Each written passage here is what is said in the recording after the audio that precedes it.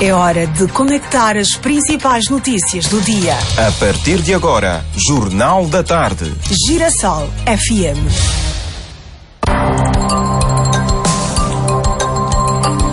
Angola, boa tarde. Começa agora o seu jornal e estas são as principais notícias. O consultor do Instituto Nacional da Habitação sugere redução da taxa de juros para crédito habitacional.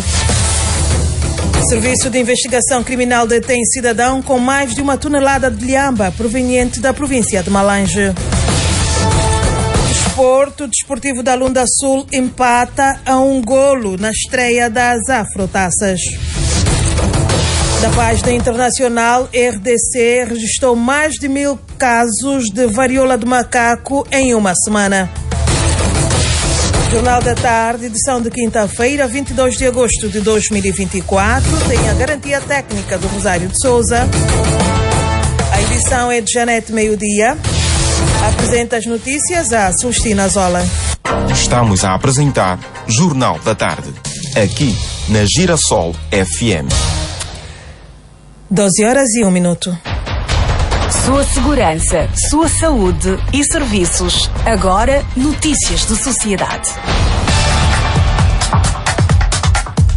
Uma vez mais, boa tarde. Vamos ao desenvolvimento das notícias. Vários estudantes viram-se obrigados a alterar as opções aos cursos de licenciatura por conta do encerramento de alguns cursos ligados às ciências da saúde. Uma das instituições visadas pela medida é a Universidade Agostinho Neto. Georgina João. Ramos dos Santos e Delfino Moisés, que tinham como primeira opção fazer os cursos de medicina dentária e fisioterapia, optaram por inscrever-se em medicina geral, depois de muitas dúvidas sobre o cancelamento dessas faculdades. Deixo tão preocupado, porque algumas escolas cancelaram. Sou da província do Uíge e estou aqui na correria em Luanda, é para ver se eu acesso à faculdade do Piaget, onde lecionaram o curso de medicina.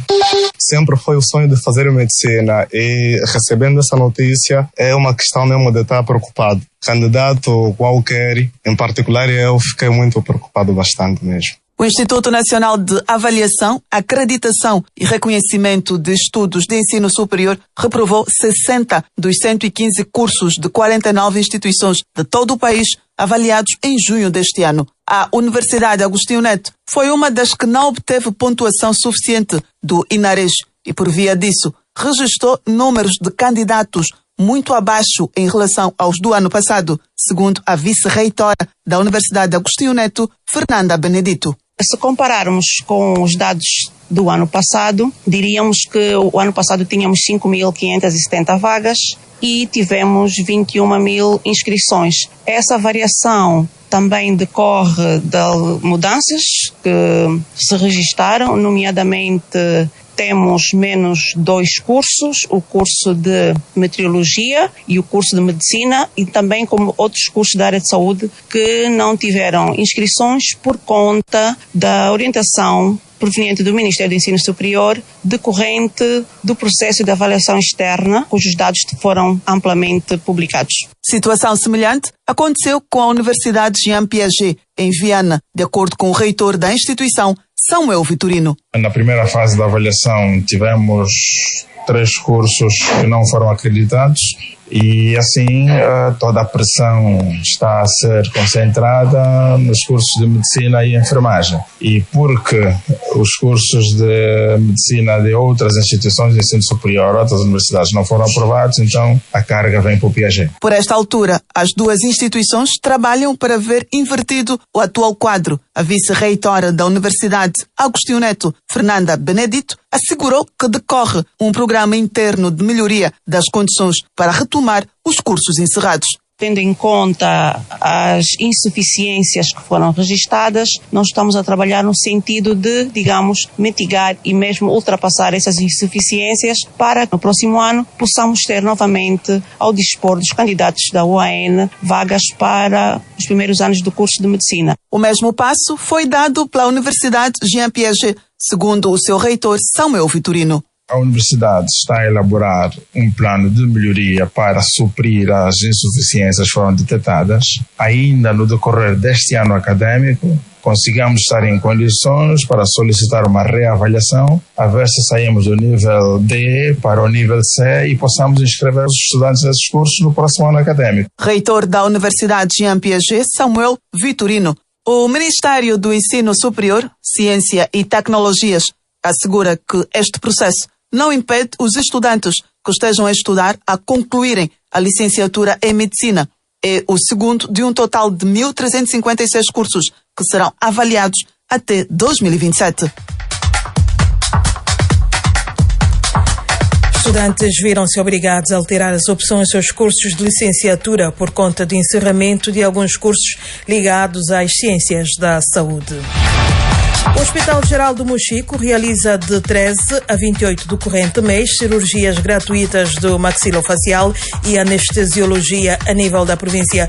O responsável da campanha, o cirurgião maxilofacial Agnello Lucamba, afirmou que o objetivo é facilitar a vida dos beneficiários. A facilidade dos familiares estarem próximos dos seus familiares, porque a verdadeira recuperação é no seio familiar. Então, o que temos notado é, às vezes, com a transferência, os familiares ficam distantes dos seus familiares, acabam muitas das vezes estando a dormir em condições precárias. Então, quanto mais próximo de casa e com as suas famílias, facilitando ele com que tenha o trajeto mais fácil para as consultas de cirurgia, esse é o objetivo principal da campanha. Agnello Lucamba destacou que devolver o sorriso aos munícipes pode ajudar na inserção desses indivíduos na sociedade. A nossa especialidade é uma especialidade que lida especificamente com a face. Sabemos que qualquer patologia ou qualquer deformidade na face acaba excluindo, de certa forma, os pacientes da sociedade. E o que nós queremos é fazer com que esses pacientes sejam inseridos na sociedade e sintam aquela alegria de viver. Então, por isso é que temos que facilitar esses pacientes, temos que devolver e, além do mais, mostrar que o profissional angolano, todos eles, como vocês viram, são quadros angolanos, então podem, de certa forma, ajudar o seu irmão na sua própria terra e o calor, o abraço é sempre diferente. Por outro lado, os beneficiários agradecem a iniciativa e garantem que sofrem com estigas por causa da patologia. Eu sou Briana do Esteu José.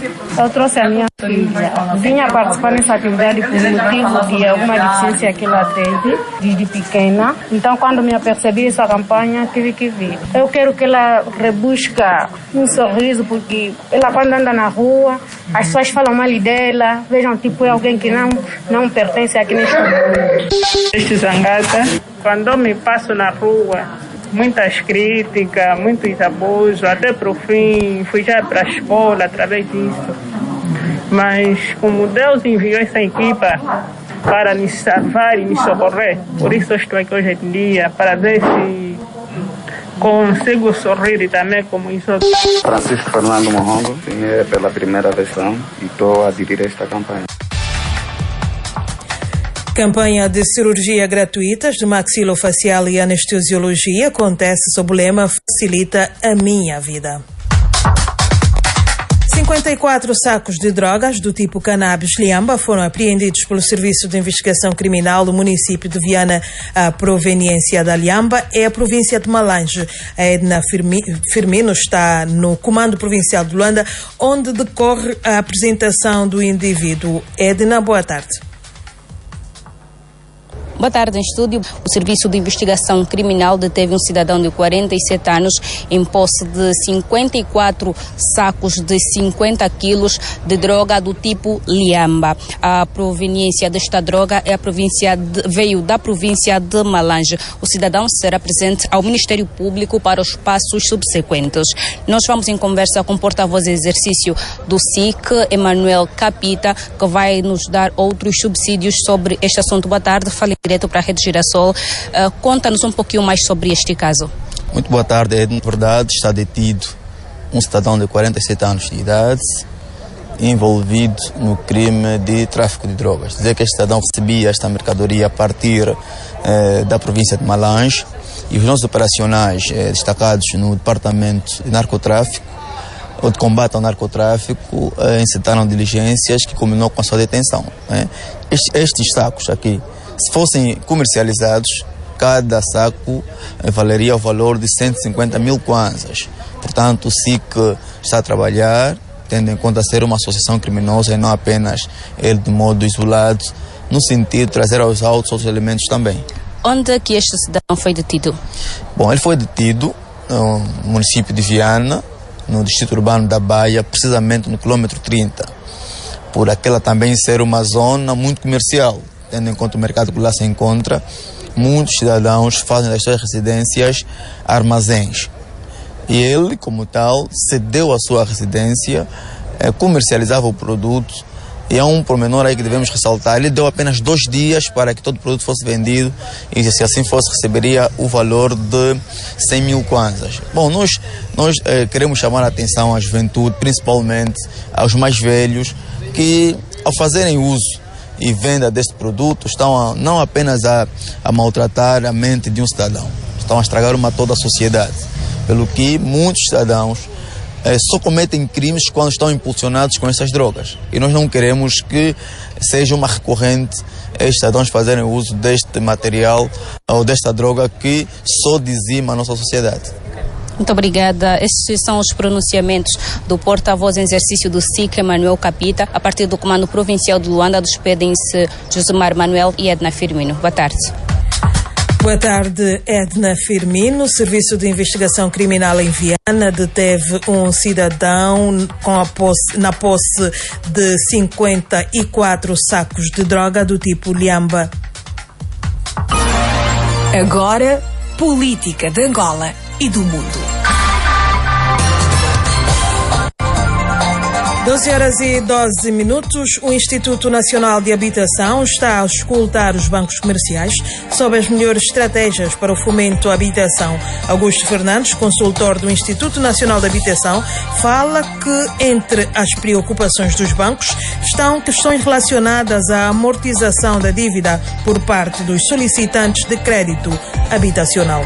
Apresentou-se a questão que tem que ver com a lei da alienação fiduciária de imóveis, onde os bancos podem, de alguma maneira, de uma forma extrajudicial, poder resolver os problemas de mal parado. Só para ver aqui na questão do mal parado, já estamos com 3 sugestões em cima da mesa e todas elas são funcionais. A lei da alienação fiduciária de imóvel apresenta-se como aquela em que o Estado tem o menor custo possível, onde os gabinetes jurídicos dos bancos ficam com a responsabilidade de cobrar, não é, aquilo que ou pegar o imóvel em incumprimento e mandar para o leilão, porque nesse processo, nesse instituto jurídico, a propriedade do imóvel não passa na totalidade para o tomador de crédito, não é? O credor fiduciário também tem parte da titularidade do imóvel e, em caso de incumprimento na lei de alienação fiduciária, o banco coloca a casa no leilão e em pouco tempo consegue recuperar aquilo que é o dinheiro, não é, que está em incumprimento, e resolver aquilo que tem que ver com o crédito mal parado. O consultor do Instituto Nacional de Habitação, Augusto Fernandes, disse ainda que, em termos de projetos habitacionais, o Estado já construiu mais de 300 mil habitações sociais. Hoje, não é, o governo está mais preocupado com o setor da habitação social. Como sabem, a habitação social em Angola tem o seu percurso natural. Quando nós olhamos para aquilo que são casas construídas com fundos públicos, nessa altura temos um balanço de cerca de 350 mil habitações construídas em todo o país, em diferentes segmentos. Algumas serviram para realojamento de famílias que estavam em zonas de risco, outras foram colocadas no mercado no sentido de habitação parcialmente subvencionadas pelo Estado, mas o Estado quer ir, não é, além. Augusto Fernandes sugeriu também uma redução da taxa de juro para os créditos habitacionais. Penso que todos aqueles pressupostos que têm a ver com o crédito, desde taxa de juro, maturidade, aqui dizer que a taxa de juro está a sugerir uma redução da taxa de juro para 3%, mas que o Estado angolano assuma a posição de bonificação efetiva da taxa de juro, ou seja, pagar o diferencial que vai entre a taxa obrigada no aviso, que são 7% hoje, e não é, aquilo que é o valor de mercado, que são os 19,5%. O Estado, a pagar esse diferencial, os bancos têm mais apetite em poder financiar os imóveis. Ouvíamos o consultor do Instituto Nacional de Habitação, Augusto Fernandes. Acontece no Distrito Urbano do Quilamba a primeira Conferência Municipal do Comitê Local de Direitos Humanos e Cidadania de Belas. O evento visa promover o debate público sobre os grandes desafios do Comitê Local relativamente à execução do plano de implementação da Estratégia Nacional dos Direitos Humanos. A Susana Ângelo acompanha este evento e junta-se a nós para outras incidências. Susana, boa tarde.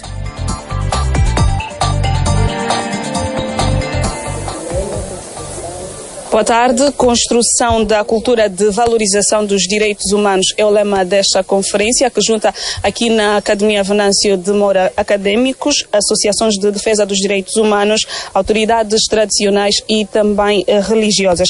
Este evento conta com distintas individualidades do governo angolano e também das Nações Unidas, mas nós vamos conversar a seguir com a secretária de Estado para os Direitos Humanos e Cidadania, Ana Celeste Januário. Senhora Secretária, boa tarde. Muitos desafios e também avanços no que diz respeito aos direitos humanos no nosso país? Muito boa tarde. Sim, nós, Ministério da Justiça e dos Direitos Humanos, no âmbito da implementação da Estratégia Nacional dos Direitos Humanos e do seu plano de ação para 2024, temos programado uma série de atividades. A nível da província de Luanda, nós estamos a realizar a nossa quarta atividade, que são atividades de reforço dos comitês, do Comitê de Direitos Humanos da província e também dos comitês de direitos humanos a nível dos municípios e do distrito. Já tivemos atividade no município de Cacoaco, no município de Viana, no município de Talatona e agora estamos no município de Bela. A nível de todos os municípios de Luanda, temos cobertura completa, temos comitê provincial, recentemente renovado por Sua Excelência Sr. Governador, e temos agora também já criados todos os comitês municipais.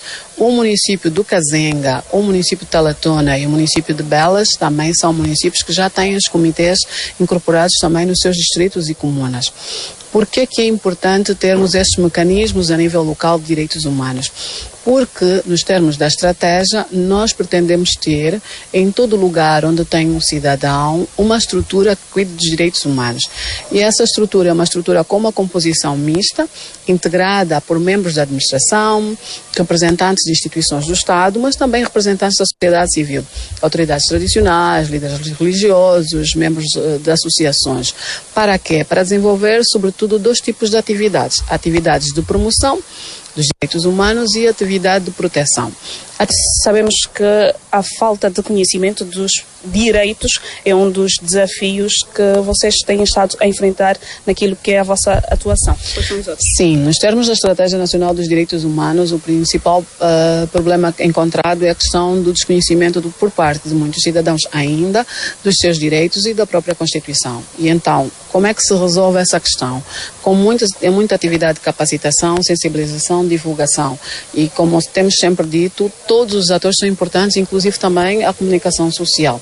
Quais são os outros problemas? Problemas ligados ao acesso e a garantia dos direitos económicos, sociais e culturais.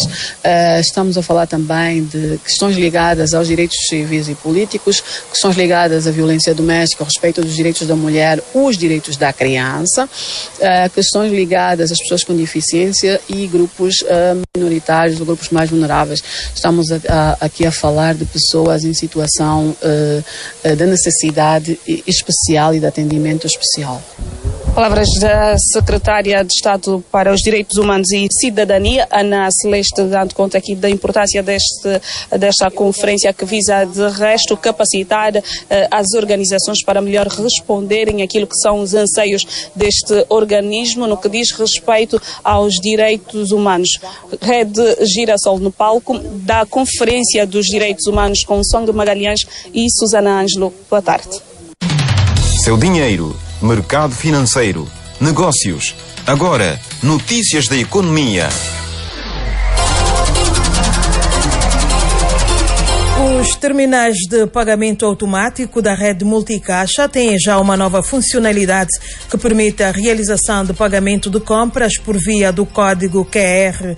Os beneficiários têm de utilizar a aplicação móvel Multicaixa Express sem necessidade de usar o cartão multicaixa físico. Madalena Socolate.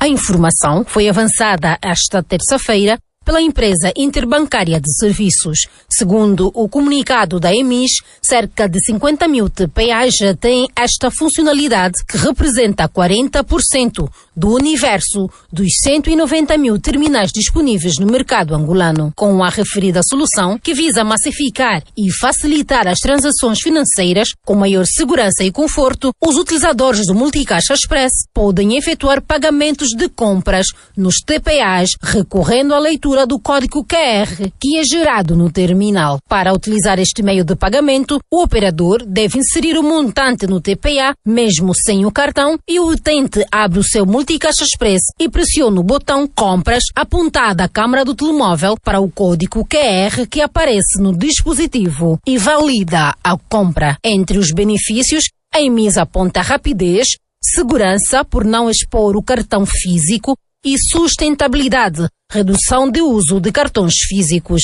A EMIS acrescenta que um dos objetivos do lançamento do Multicaixa Express consiste na desmaterialização do cartão de pagamentos, sendo o lançamento do código QR mais um passo rumo ao cumprimento desta meta.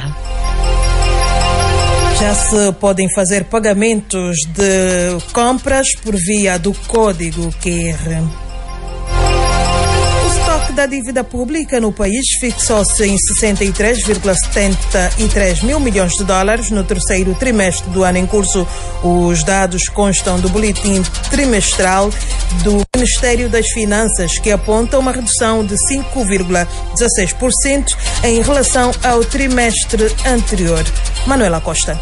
Comparado ao segundo trimestre de 2023, a dívida pública externa do país registrou uma baixa de 3,76%, fixando-se assim na ordem dos 47,92 mil milhões de dólares. A redução é justificada pelo Ministério das Finanças através da queda do estoque da dívida comercial e bilateral em 7,8% e 4,49% para 19 e 3,95 mil milhões de dólares, respectivamente. Por outro lado, o estoque da dívida interna reduziu 9,19% para 15,82 mil milhões de dólares, liderado pela queda da recompra, e na dívida titulada em 61,21% e 8,62% para 519 milhões de dólares e 13,37 mil milhões de dólares. A dívida interna corresponde aos títulos cujo credor possua uma residência fiscal no país, e a externa, os títulos e contratos cujo credor não possua residência fiscal em Angola. Ainda de acordo com o documento do Ministério das Finanças, no pacote das dívidas indiretas não foram incluídos garantias de empresas públicas como a Sonangol e a TAG, e nem o empréstimo do Fundo Monetário Internacional. Para o economista Daniel Tendo, este recuo tem um peso significativo nas finanças do país. É sempre um sinal positivo quando o teto da nossa dívida pública reduz, porque nós sabemos que nos últimos 3 anos parte do nosso orçamento, ou mais da metade do nosso orçamento geral do Estado, tem servido para o pagamento da dívida pública. Aqui entenda-se dívida pública, a dívida interna como a dívida externa do Estado. Ao se verificar com a execução do segundo trimestre do nosso OGE uma ligeira redução da dívida pública na ordem de 5,16%, é um sinal positivo. Isso mostra alguma sustentabilidade financeira da parte do governo em cumprir as suas responsabilidades. Com base na estratégia de endividamento 2024-2026, o governo angolano traçou como principal objetivo da estratégia da dívida pública comatar as necessidades de financiamento, mantendo o equilíbrio entre a redução do custo de endividamento e a manutenção do risco em níveis sustentáveis. Para o mesmo fim, neste plano, devem ser implementadas ações que garantam a redução da concentração de serviços da dívida nos próximos exercícios econômicos, de formas a não ter um peso na despesa total superior a 45%. Um alerta deve ir para os sacrifícios que têm sido feitos para que o Estado ou o governo cumpra com essas obrigações junto dos seus credores, porque não é bom que estes sacrifícios ponham em causa o tecido social de Angola, nomeadamente a questão dos salários da função pública, que muitas vezes no último mês verificou-se um atraso, tendo em conta essas obrigações que o Estado tem junto dos seus credores. Chegou a hora dos destaques do desporto. Às 12h26, o Desportivo da Lunda Sul empatou a uma bola diante do El Geco do Madagascar no estádio 11 de novembro. A partida foi referente à primeira mão da fase preliminar da Taça da Confederação. A segunda partida está agendada para domingo, no 11 de novembro. Rui Falcão e Vera Daves reunidos para o financiamento do desporto. Botafogo de angolano Bastos Kisanga apura seus quartos de final da Libertadores. Mais desporto você acompanha daqui a pouco no Grande Jogada. And now, the news. O mundo em notícias.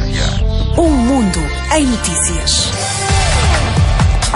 O Congo Democrático relatou mais de 1.000 novos casos da varíola dos macacos na última semana até terça-feira, quando as autoridades de saúde pediram vacinas desesperadamente necessárias para ajudar a combater a ameaça crescente no continente.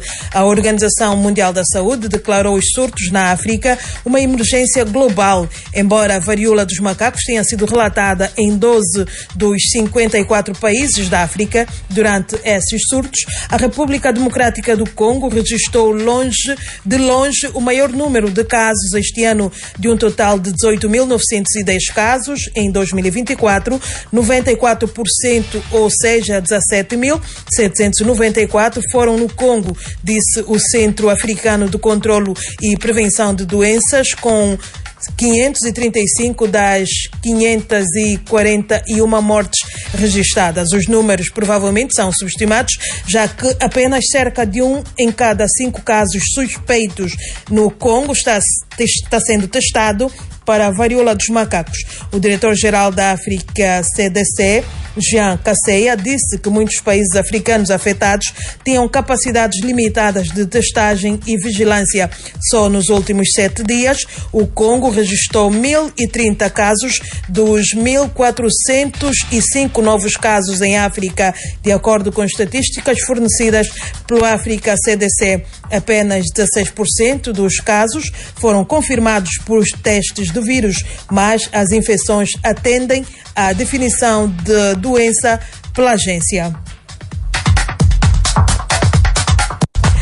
E com a atualidade internacional, chegamos ao fim deste jornal, mas antes vamos lhe recordar o que destacamos. Consultor do Instituto Nacional de Habitação sugere redução de taxa de juro para crédito habitacional.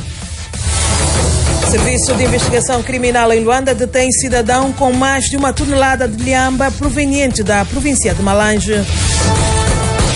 O Desportivo da Lunda Sul empata 1 golo na estreia das Afrotaças. E da página internacional noticiamos, RDC registrou mais de 1.000 casos de varíola do macaco em uma semana. Jornal da Tarde, edição de quinta-feira, 22 de agosto de 2024, teve a garantia técnica do Rosário de Souza. A edição esteve a cargo de Janete Meio-Dia.